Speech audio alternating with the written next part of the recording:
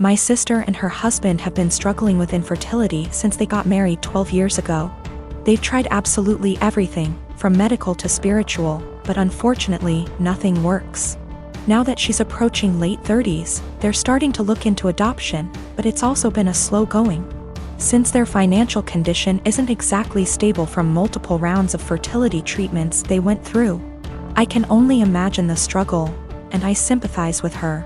But the stress this situation is bringing her and her husband honestly puts a strain on our relationship. My husband and I lost our best friends, Mason and his wife, Kate, 2 weeks ago in a horrible car accident. They left behind their son Pete, who isn't even 2 yet.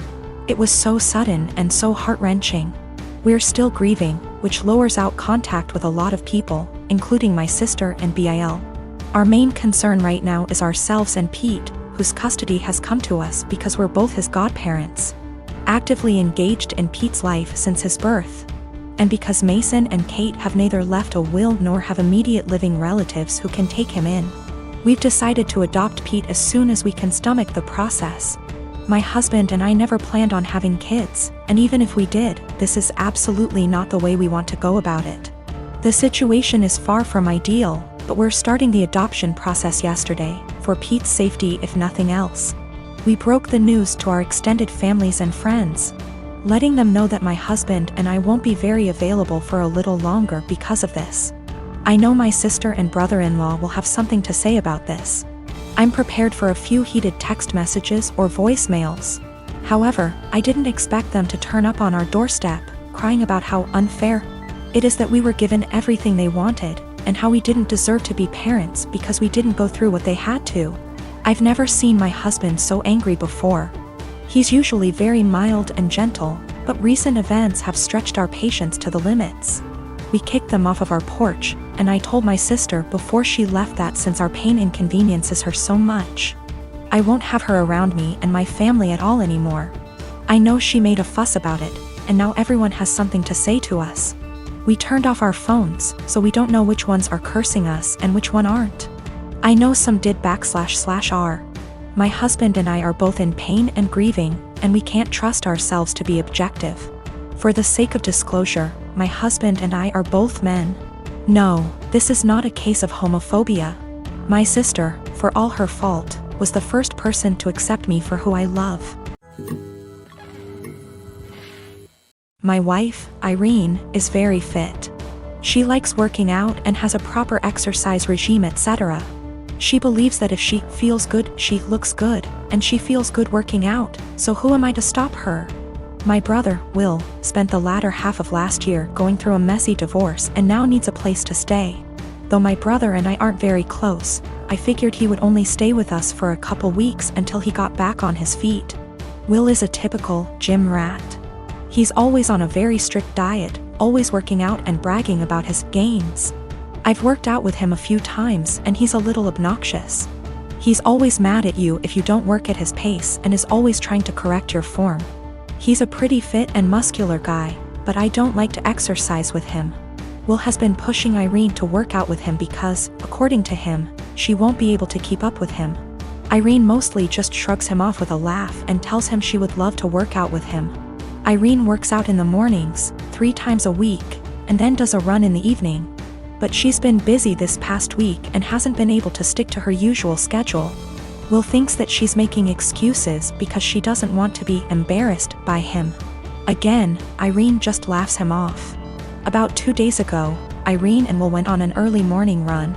I didn't go with them, but the first thing I heard when Will entered the house was, "The only reason I couldn't keep up with you, Irene, is because you were sweating too much." I found this extremely comical, and kinda just laughed him off. Irene rolled her eyes and went to take a shower, so I thought that the conversation would die. However, Will just kept bringing up my wife's sweat. My wife went to work and he told her to make sure she doesn't sweat through her clothes, or when she called me in the middle of day. He yelled, "Tell the sweaty." I said hi. Of course, the comment aggravated me and I told him to knock it off and stop acting like a child. I thought that was the end of it, but he just kept going. By the end of the day, I was tired of his comments, but Irene seemed rather unfazed by them. When she served him food, he made a comment about her sweating into the food. At this point, I was at my wit's end and I told him to stop acting like a sore, slow, referring to his running pace, loser, and eat his food. Will, of course, got angry and said the only reason he was going slower than usual was because he was distracted by my wife's unhygienic sweat. Irene looked a bit offended by this, and I told Will that I would kick him out if he made another comment like that. He's been super pissed ever since. I jokingly told this story to a mutual friend and they agreed with Will. Maybe I shouldn't be so harsh. I didn't expect this amount of responses. I've decided to kick him out. He will be staying at a nearby hotel now. My brother-in-law has always been a bit of a ruckus. Just a very jolly guy, used to be a hard-partied when I first knew him, but not so much now. I mean, he still likes to drink and he smokes weed, but nothing compared to how he used to be. He stays in the basement apartment, which is a full apartment, separate from ours, with a kitchen and bathroom, etc. In our house ever since he lost his apartment. He has never really been able to keep a good job, no college education, and also ADHD. And we live in NYC, so affording rent is impossibly hard lately. This was supposed to be a temporary thing for him, out of desperation because he lost his apartment. I should say that he has gone through multiple phases of depression from just living hard much of his life. I remember seeing him when he was in his 20s and he was just a damn mess. Living in shit apartments and working shit jobs, and I remember he was super depressed, like, you know, that kind of depressed. For a bit around a decade ago because of how awful his life was. And it was awful. I won't sugarcoat it. He was getting mugged in his area constantly. His apartment was horribly small and he worked horribly long hours. His ex-wife was awful to him and cheated on him. But in the past 2 months that he has been here, he's been an absolute joy. To both me and my wife and also our kids. We all love him so much. He clearly loves the basement, it's even bigger than his old apartment, and just in general it's in a much better location. He has said, multiple times, how much he loves it at our place. He also is just a great guy to have around. He is a blast with our kids and he always cooks food for us and is just a general great, funny, charismatic guy. He got a new job, working 60 hours a week at a shit job. And now he wants to move out to his friend's place all the way in Coney Island where he would be spending half of his paycheck on rent. At first, we were like, okay, well, this was our agreement, he was eventually gonna leave. But then we kinda had a family meeting and realized, hey, we want him here. I don't even care if he pays nothing in rent, he's great to have around. Just to be clear though, we did tell him he would have to pay something a month, a number we haven't decided yet. When we told him this, he kind of thought it was a joke, but then he agreed.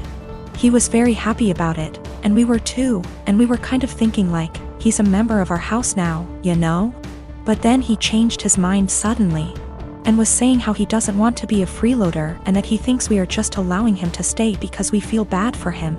He really will not listen to us at all when we say that we actually want him to stay. Even our kids, teens, have tried getting him to stay and he just won't accept it. Every time we bring it up to him he sort of does this pity thing where he's like, come on, I know you think I'm a loser. I'm not gonna mooch off of you guys or something along those lines. It's been around 2 weeks, and he just kind of feels bad about it. It is absolutely a pride thing for him. He technically plans on moving out in the next few weeks. But we really want him to stay. And we know that he would love to stay. I feel like there is really no chance this is some kind of deep down he hates it here kind of situation. This is 100% a pride thing for him. My husband, Jonah, passed away unexpectedly a month ago from a stroke. I don't want to get specific about that part, it's the worst pain I've ever felt in my entire life. And I'm still not sure how I'm ever going to move on. We were married for 5 years, together for 7. The past 2 years we've been trying for a baby, but we're just getting to the point of considering IVF when he died. Jonah had a close friend in high school named Marjorie. Marjorie also ended up going to the same university as he did, and they spent a lot of time together during those college years. Jonah said that he liked Marjorie's company, but never felt anything beyond friendship with her, which I totally believe. Jonah dated other women during that period, but told me that several times Marjorie hinted that she wanted him to ask her out. She also joked about wanting him to be her plan B in case she didn't meet someone and get married by 30. By the time I'd started dating Jonah, he had moved a couple hours away from his hometown, and Marjorie. Despite this, Marjorie immediately began finding excuses to come to our town and hang out, which usually involved her encouraging us to go drinking, and then her passing out on the couch at Jonah's apartment.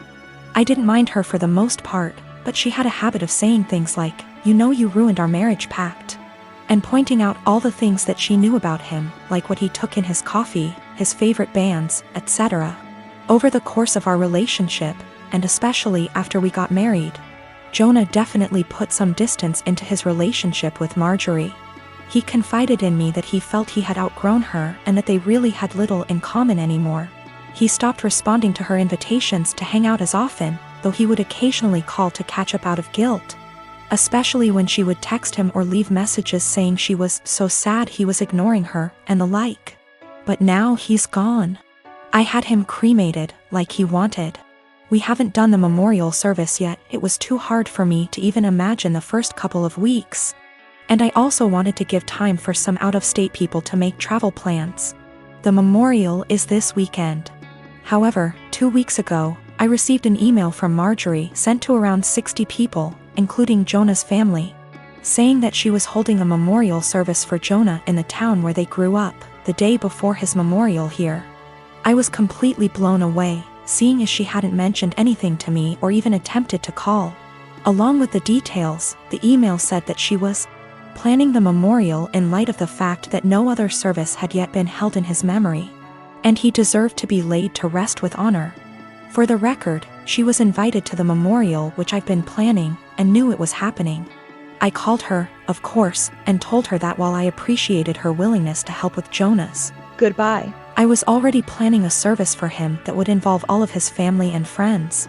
She immediately went on the defensive, and said that she had only started to plan a service when she realized I wasn't willing to do it in a timely manner. I told her that the timing wasn't her choice to make, but that if she wanted to have a memorial of some kind, to please just add on the invitation that his official memorial was going to be held this weekend. She said fine. I sent a message to all of Jonah's invited friends and family to make sure that they knew the real service, with both of our families, was going to be here, and then just washed my hands of the whole thing. This week I received a message on Facebook from Jonah's cousin, saying that Marjorie, who has apparently blocked me on Facebook, created an event for Jonah's official memorial service, her memorial, and invited everyone she possibly could. I've been getting blown up with emails asking which day the memorial is, and where. I'm honestly furious. I don't have the emotional energy to deal with this. I ended up putting a post up on my wall, reiterating the date of his service here, and asking people to please share it.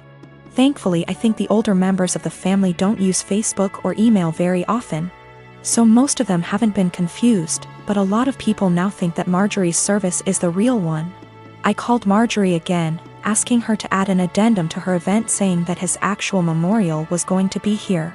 She told me that Jonah would have wanted it this way, and that if I couldn't appreciate her efforts, I wasn't invited to say goodbye to Jonah. I told her that was fine, seeing as I'd already said goodbye to Jonah when I held him as he died. She hung up. Apparently she's now spreading information to her mutual friends with Jonah, saying that he was planning on leaving me because I wasn't able to conceive. She also said that we had approached her to carry a baby for us, all absolute lies. His cousin sent me a screenshot of a text where she said that Jonah always thought we would have the cutest baby together, and that angry widow doesn't understand how much he wants children. I'm at a loss as to what to do.